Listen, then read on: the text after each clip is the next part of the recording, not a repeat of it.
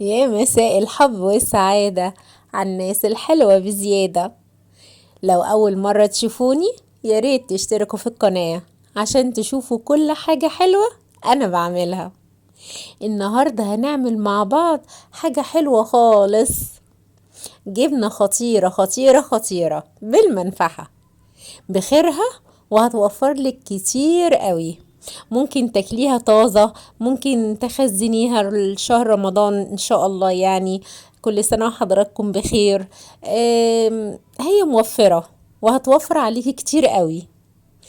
انا جبت 5 كيلو لبن وجبتهم من ناس فلاحين، واحلى حاجة اللي انت تجيبي اللبن من ناس فلاحين بيبقى بقشطته وبخيره، احسن من السوبر ماركت بيبقى فرز تاني كده وما بيبقاش بخيره. هتجيبي ال5 كيلو اللبن وتحطيهم في حلة غويطة وتحطيهم على النار يتسخنوا بدم العين، يعني اللي انت لو حطيتي صبعك كده تقدري اللي انت تحسي اللي هو سخن شوية مش قوي يعني. وحطيت الملح على ال5 كيلو اللبن، 7 معالق ملح، ما تكتريش عشان تبقى طازة كده وعدبة وطعمها حلو وانت بتاكليها، ومش هيأثر يعني لو انت حطيتي كتير او قليل. كده كده انت هتحطيها في الشرشة، فالشرشة دي بتحدقيها فهي بتحتفظ ان الجبنة تبقى حلوة. بعد ما انا ملحت الجبنة ودوبت الملح فيها، هنيجي بقى للمكون الخطير، المنفعة. المنفعة دي بنحط على كل كيلو لبن معلقة واحدة بس منفعة، ما تكتريش. بس انا علشان هخزنها فقمت انا كترت معلقة زيادة، يعني بعد ال5 معالق على 5 كيلو اللبن حطيت 6 معالق منفعة.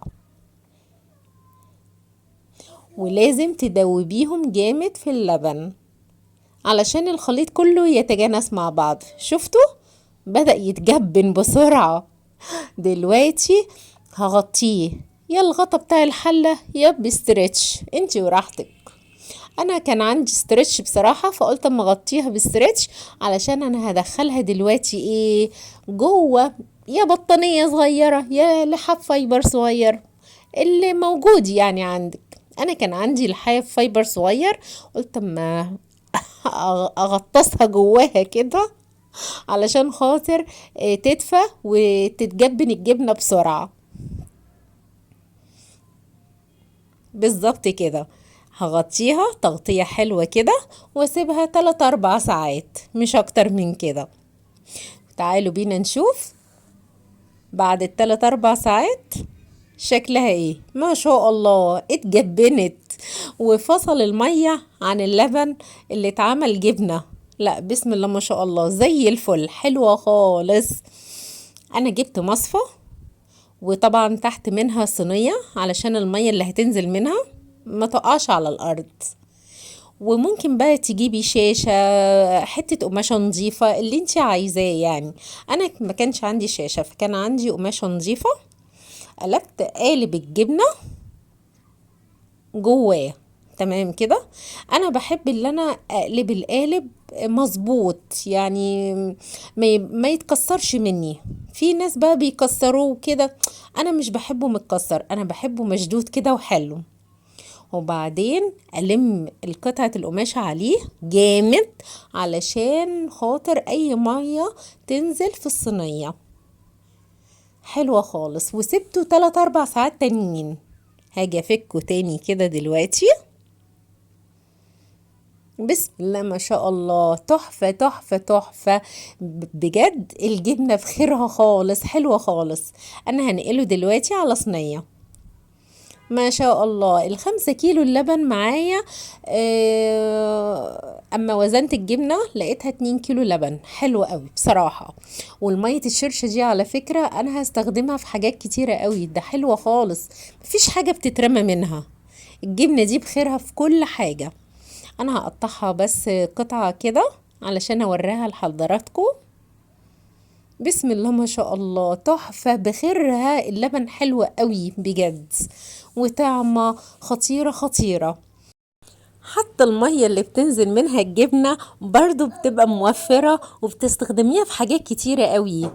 انا خدت جزء منها علشان اخزن فيها الجبنة، وجزء تاني حطيته في كيس في التلاجة علشان بقى اعملها في البشاميل مع اللبن بتاع البشاميل، اعجن بيها شوية بيتزا شوية قرص، بتبقى حلوة خالص. دلوقتي خدت الشرشة المية بتاعت الجبنة وبعدين ملحتها، تملحيها حبة حلوين كده علشان هحطهم في البرطمان البلاستيك علشان اخزن فيهم الجبنة، عشان وعلينا وعليكم بخير كده على شهر رمضان تبقى حلوة كده وتبقى جبنة دبل كده وجميلة وطعمة. بسم الله ما شاء الله حلوة وزي الفل. انا دلوقتي حطيت المية وهسمي الله واحط الجبنة. بسم الله الرحمن الرحيم. ناكلها في الهنا يا رب، بجد بألف هنا وصحتين. يا ريت تجربوها، موفرة حلوة خالص، زبدة قشطة قشطة يا جماعة، طعمها تحفة.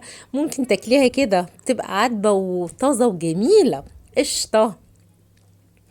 وممكن بقى تخزنيها زي ما انا بخزنها دلوقتي. انا مش هخزنها كلها على فكرة، انا هخزن جزء منها وهاخد حتتين تلاتة كده ناكلهم طازة بسندوتشات بقى مع قوطة وشوية خيار كده، يعني الدلع كله. بسم الله ما شاء الله زي الفل. ال5 كيلو اللبن عملوا معايا بالظبط فعلا 2 كيلو جبنة زي الفل، حلوة خالص. انا هقطعها بقى كده واعملها في سندوتشات عيش فينو عيش بلدي براحتك، حلوة فلة بصراحة بألف هنا. بسم الله ما شاء الله. يا ريت تجربوها، صدقوني مش هتندموا، لانكم انتوا بتعملوها بكل الحب فاكيد هتطلع حلوة وطعمة، وكل حبايبك هيحبوها. مستنية منكم ان انتوا تجربوها وتقولولي، ان شاء الله هتعجبكم. واستنوني مع طبخة جديدة وأكلة جديدة من مطبخ كوكي إن شاء الله، وبألف هنا وصحتين.